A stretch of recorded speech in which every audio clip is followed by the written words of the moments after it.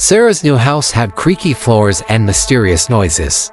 She dismissed them as typical house settling until one night when the footsteps became too real. Alone in her living room, she heard them again, louder this time, coming from upstairs.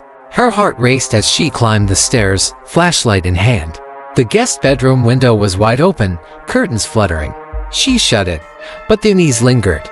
Later, in bed, the footsteps returned, now from the attic. She climbed up, flashlight revealing dusty relics. A whisper behind her sent her scrambling down the ladder. The police found no intruder, but Sarah's fear persisted. Security cameras were installed, and one night, they caught a shadowy figure moving through her living room. The police arrived, but the intruder vanished. Sarah's sleepless nights continued. The attic hatch, once closed, was now slightly ajar, revealing a makeshift bed. Someone had been living there. In the shadows, she saw him, the gaunt, wild-eyed intruder. He wore tattered clothes, his skin pallid. His eyes held a mix of desperation and madness. She fled, seeking refuge with her neighbor. The police found evidence of his presence: discarded food, a crude bed, and a journal. The journal belonged to Emily, a previous resident. Her entries chronicled the house's descent into darkness. Emily wrote about strange occurrences: the flickering lights, the whispers in the walls, and the footsteps that echoed even when no one was there. Her husband, John, had become obsessed with the attic.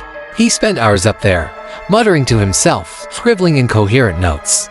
June 15, 1954, I can't take it anymore. John has become a different person. He spends all his time in the attic, talking to himself. I hear footsteps at night, but when I check, there's no one there. I'm scared for our son.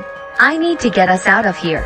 Sarah's hands trembled as she read the final entry. June 20th, 1954. John is gone.